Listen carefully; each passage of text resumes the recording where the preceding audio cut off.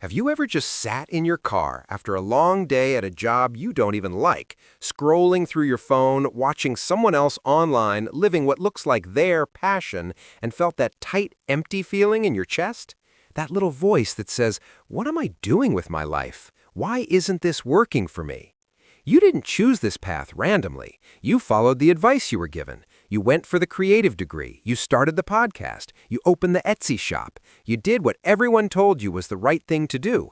And now you're looking at rent, student loans, maybe an almost empty savings account, and realizing something no one ever warned you about. Passion, by itself, doesn't pay the bills.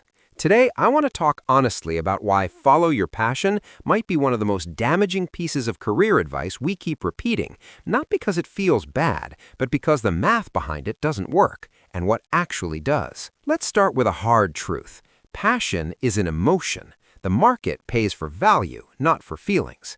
Think about it. You can be deeply, profoundly passionate about 19th century poetry, vinyl record collecting, or hiking the Appalachian Trail. But how many people are willing to pay you a stable six-figure salary for that passion? Now compare that to someone who masters a skill like data analysis, cloud security, or specialized sales.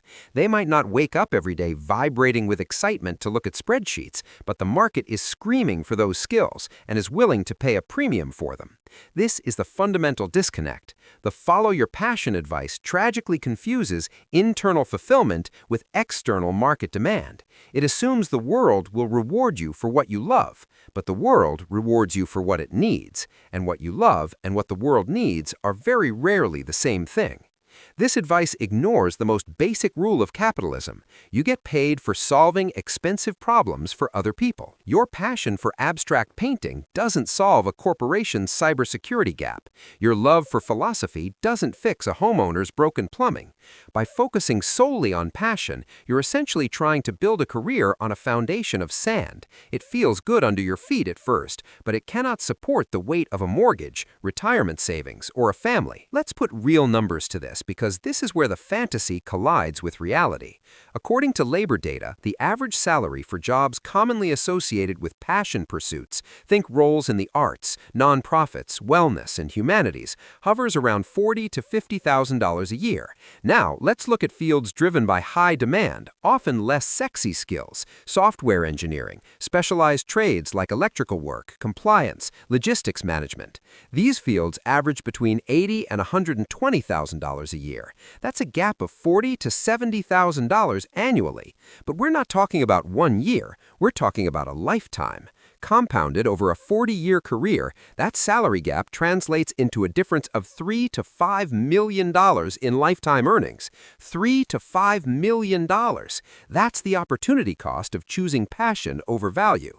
That's the price tag of the advice you've been given. It's the difference between retiring comfortably at 65 and worrying about bills at 75. It's the difference between funding your child's education and saying, maybe you should take out loans. This is the math that passion gurus never show you. They sell the sizzle of fulfillment, but hide the stake of financial reality. Furthermore, passion-driven fields are oversaturated with far more supply than demand, leading to fierce competition, stagnant wages, and precarious gig work. Value-driven fields face skill shortages, which means more leverage, better benefits, and greater job security for you. The choice isn't between happy and sad, it's between being a passionate struggler and a competent builder. Now, let's pull back the curtain on how people who actually build wealth and freedom approach their careers. They don't start with, "What do I love?" They start with, "What is valuable?" and "What can I become great at?" The secret isn't passion, it's mastery of valuable skills. Look at any supremely successful person. Warren Buffett isn't passionate about reading 1,000-page financial reports, he's disciplined at valuation. A top neurosurgeon isn't driven by a passion for blood and bone, they're driven by a decades-long commitment to mastering an incredibly difficult, high-stakes craft. The founder of a successful plumbing company likely didn't dream of unclogging drains as a child, but he mastered a trade that society desperately needs and built a business around it.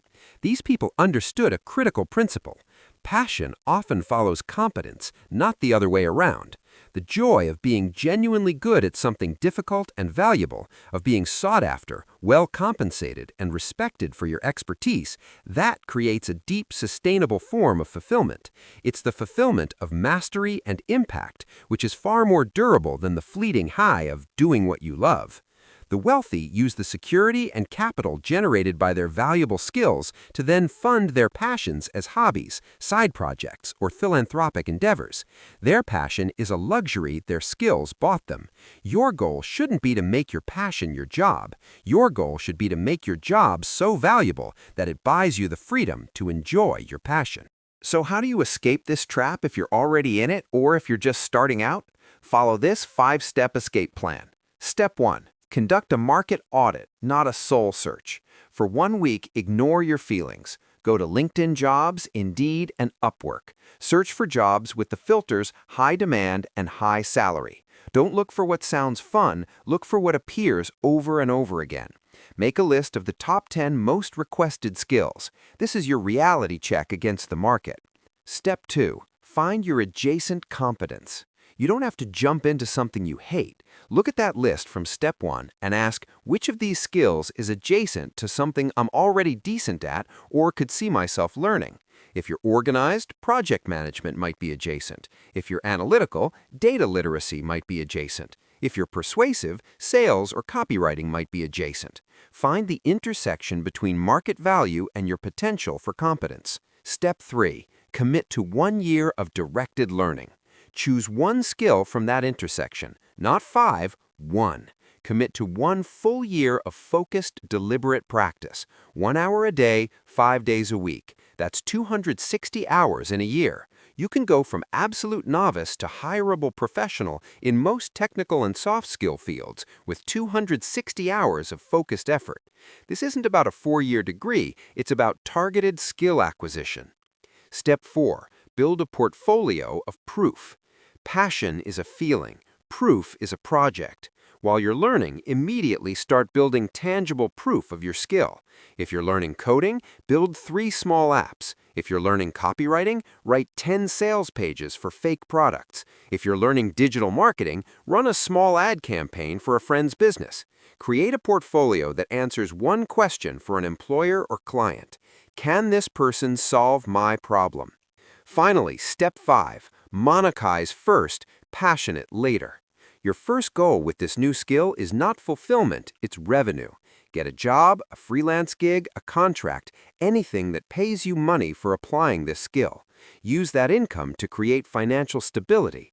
Once you have a 6-month emergency fund and are investing for the future, then you can use your spare time and capital to explore passion projects. You flip the script. You're not a starving artist hoping to be discovered. You're a skilled professional funding your own dreams. I know what you might be thinking. Let's tackle the biggest objections head on. Objection 1. But what about Steve Jobs? He was passionate. This is survivorship bias. For every Steve Jobs, who, by the way, was a ruthless businessman obsessed with impact, not just a passionate tinkerer, there are 10,000 failed entrepreneurs who were equally passionate. We see the spectacular winners, we don't see the vast, silent graveyard of failed passion projects. Basing your life strategy on outliers is a recipe for disaster. Objection 2. Won't I be miserable in a job I'm not passionate about? Research in psychology consistently shows that job misery comes more from a lack of autonomy, low pay, and poor management than from the specific tasks. A well-paying job that respects you, gives you control over your work, and allows you to build competence can be profoundly satisfying. Furthermore, misery is also guaranteed by financial stress, which is the inevitable companion of most pure passion careers. Objection 3. This sounds soulless and robotic. On the contrary, this is profoundly empowering. It's taking responsibility for your own economic survival and growth.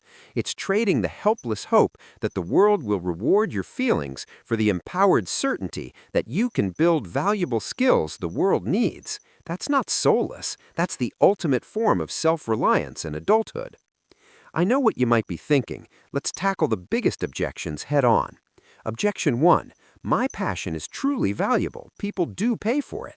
If that's objectively true, if there is clear, consistent, substantial market demand for your passion, then this message isn't for you. You've won the passion lottery. But be brutally honest. Is the demand stable and sufficient, or is it sporadic and niche? Are you the exception, or are you clinging to an exception story to justify your path?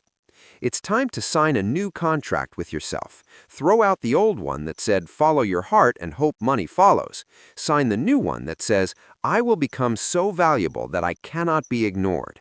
I will trade fleeting passion for durable competence. I will build my financial foundation first so I can enjoy my passions in freedom, not desperation. Your call to action is this. In the next 24 hours, complete step 1. Do the market audit. Look at what the world actually pays for. Just that first step will give you more clarity than years of pondering your passion. It's not about killing your dreams. It's about building a bridge to reach them that doesn't collapse beneath you. Mastery, then money, then meaning, in that order. That's the path that actually works.